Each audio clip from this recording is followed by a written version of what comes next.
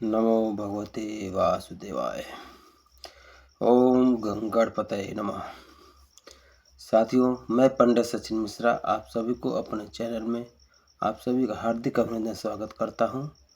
आज मैं आप लोगों के लिए लाया हूं एकादशी महात्म की कथा। एकादशी व्रत करने से हमें क्या फल मिलता है, उसका मेन महत्व क्या है। एकादशी का व्रत करने से एकादशी व्रत किस तरह किया जाता है और कितने प्रकार के हैं, ये सारी का बातें आपको बताएंगे। इससे पहले आप लोगों से रिक्वेस्ट है कि हमारे चैनल को सब्सक्राइब करें, लाइक करें, कमेंट करें और वीडियो को ज़्यादा से ज़्यादा शेयर करें। तो आज की वीडियो शुरू करते हैं। 26 एकादशियों के महात्म और वर्णन बताते हैं हम आपको। जो पूर्ण चंद्र या सूर्य ग्रहण में स्नान दान देने से मिलता है, अन्नदान, जलदान, वस्त्रदान और कन्यादान देने से जो फल मिलता है, वो सारे फल एकादशी व्रत से मिलते हैं।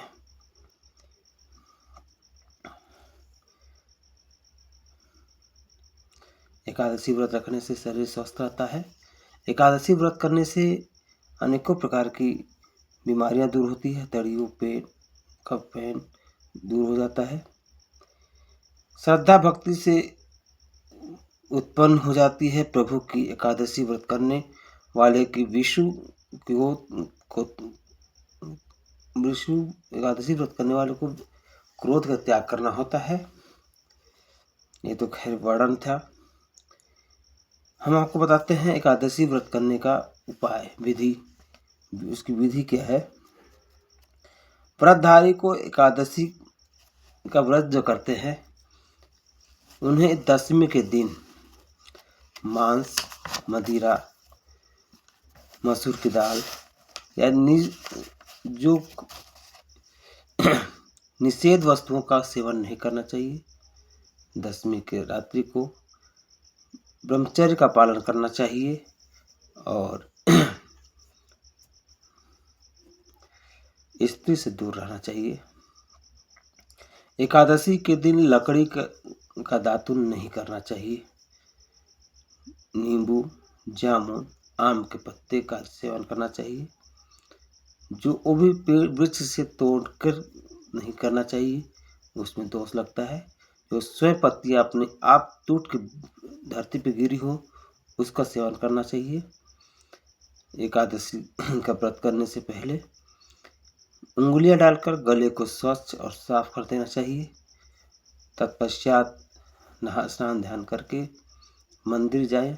मंदिर जाकर गीत ओम नमो भगवती वासुदेवाय का जप करें, गीता पाठ करें और वहां पर मंदिर जाकर किसी अधर्म, चुगलखोर, चोर, चोरी, बेईमानी या किसी गलत चीज की बातें न करने का प्रतिज्ञा लें। शाम को होते ही दीपमाला, धूपमाला, जागरण, प्रभु की कथा सुनने का प्रण लें। ऐसा करने से समस्त दुखों का नाश होता है और एकादशी के व्रत का पूर्ण होता है। अचानक भूलवश किसी की निंदिक बात अगर हो जाती है या किसी निंदिक पुरुष इंसान से आप बातें कर लेते हैं, उसके लिए आप सूर्यनारायण भगवान का दर्शन करें। उनको धूप, अगरबत्ती, फूल इत्यादि से अर्पण करें, जल अर्पण करें। आटे में चीनी मिलाकर चींटियों को खिलावें और गृहिणी की अन्न का दान करें। अपने घर में जो भी यथाशक्ति, जितनी आपकी शक्ति हो, उस अनुसार ब्राह्मणों को दान दें। ये एकादशी करने का विधि है। एकादशी व्रत का 26 प्रकार के होते हैं। पहला एकादशी जगत उपासना होती है। जगत उपासना श्री सूत जी 88,000 इसकी कहानी आपको बताते हैं, कथा बताते हैं, ध्यान से सुनिए। श्री सूत जी 88,000 ऋषियों से कहने लगे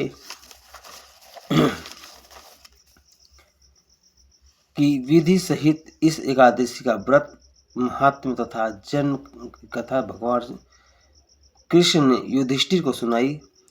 सतयुग में एक महाभयंकर मूढ़ नाम का राक्षस था, प्रकट हुआ। उसने अपनी शक्ति से सभी देवताओं को परास्त किया और उन्हें अमरावती पुरी में से नीचे गिरा दिया। वे बेचारे मृत्युलोक की गुफाओं में निवास करने लगे तथा कैलाशपति की शरण में जाकर उस दैत्य के अत्याचारों का तथा अपने हाथ महान दुख का वर्णन किया। शंकर जी कहने लगे, आप भगवान विष्णु की शरण में जाइए। आज्ञा पाकर सब देवता क्षीर सागर में शयन करने वाले श्री हरिनारायण विष्णु की शरण में गए। शयन कर रहे थे। वेद मंत्रों द्वारा स्तुति करके भगवान को प्रसन्न किया। तब प्रार्थना करके इंद्र ने कहने लगे, एक जंग नाम का दैत्य ब्रह्म वंश में से चंद्रावती नगरी में उत्पन्न हुआ। उसके पुत्र का नाम मूर है। वह मूर दैत्य हमें स्वर्ग से निकाल दिया है। आप उस ही सूर्य बनकर जल का आकर्षण करता है। आप ही मेघ बनकर जल बरसाते हैं। भूलोक में बड़े बड़े कर्मचारी देवता सब शरारती बन चुके हैं। अतः आप उस बलशाली दैत्य को मारकर हमारा दुख दूर कीजिए। भगवान बोले, हे देवताओं, मैं तुम्हारे शत्रुओं का शीघ्र ही संहार करूंगा। आप निश्चित होकर चंद्रावती नगरी पर चढ़ाई करो। मैं तुम्हारी सहायता करने को पीछे से आऊँगा। आज्ञा मानकर देवता लोग वहाँ आए और जहाँ युद्ध भूमि में मूर दैत्य गरज रहा था। युद्ध प्रारंभ हुआ, परंतु मूर के सामने देवता घड़ी भर न ठहर पाए। भगवान विष्णु भी आ पहुँचे। सुदर्शन चक्र को आज्ञा दी, शत्रुओं का संहार करो। चक्र ने चारों ओर सफाई कर दी। एक मूर दैत्य का सिर न काट सका और न गदा भी उसके गर्दन को तोड़ सकी। तब भगवान ने सारंग धनुष हाथ में लिया। बाण द्वारा युद्ध प्रारंभ हुआ, परंतु शत्रु को मार न सके। अंत में कुश्ती करने लगे। हजारों वर्ष व्यतीत हो गए, परंतु प्रभु दया और का दानव एक सफल हुआ। मूर दैत्य पर्वत के समान कठोर था। प्रभु का शरीर कमल के समान कोमल था। वह थक गए। मन में विश्वास की इच्छा उत्पन्न हुई। शत्रु की पीठ दिखाकर भाग चले। आपको विश्राम भूमि बद्रिकाश्रम थी, वहाँ एक गुफा 12 योजन की थी। हेमवती उसका नाम था। उसमें जाकर सो गए। मूर दैत्य भी पीछे पीछे चला आया। सोते हुए शत्रु को मारने के लिए तैयार हो गया। उस समय एक सुंदर कन्या प्रभु के शरीर से उत्पन्न हुई, जिसके हाथ से दिव्यास्त्र थे। उसने मूर के शस्त्रों से टुकड़े टुकड़े कर दिया, रथ भी तोड़ दिया। फिर भी वह उस सूरवीर की पीठ न दिखाई। कुश्ती करने पर वो कन्या के समीप आया। कन्या धक्का मारकर गिरा दिया और वहाँ कहा, यह मल्ल युद्ध का फल है। जो जब उठा तो उसका सिर कट कर कहा, यह कठोर हठ योग का फल है। तब मूर की सेना पाताल को भाग गई। भगवान की निद्रा जागे तो कन्या बोली, यह दैत्य आपको मारने की इच्छा से आया था। मैंने आपके शरीर से उत्पन्न होकर इसका वध किया है। भगवान बोले, तुमने सर्व देवताओं की रक्षा की है। मैं तुम पर प्रसन्न हूँ, वरदान देने को तैयार हूँ। जो तुम मन में इच्छा हो एक वर मांग लो। कन्या बोली, जो मनुष्य व्रत करके उसके घर में दूध पुत्र धन का निवास रहे और वह अंत में लोक को प्राप्त करे। भगवान बोले, एक एकादशी व्रत तिथि का उत्पन्न हुई है, इस कारण तेरा नाम एकादशी प्रसिद्ध होगा।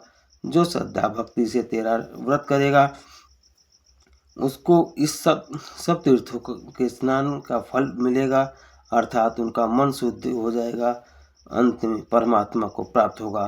घोर पापों से उद्धार करने वाला तेरा व्रत होगा। ऐसा कहकर भगवान अंतर्ध्यान हो गए। पतित पावनी विश्वतारिणी का जन्म मार्गशीर्ष मास के कृष्ण पक्ष में हुआ, इस कारण इनका नाम उत्पन्ना प्रसिद्ध हुआ। इस कथा का वर्णन भविष्य उत्तर पुराण में मिलता है। फल इसमें गुड़ और बादाम का सागर होता है। कट्टू के आटे की सामग्री दूध मेवा फल भी ले सकते हैं। तो आज के लिए इतना ही बहुत है। फिर अगले वीडियो में आपको बाकी एकादशियों का महात्म्य बताएंगे, कथा सुनाएंगे। तब तक के लिए जय श्री राम। हर हर महादेव। ओम हनुमते नमो नमः।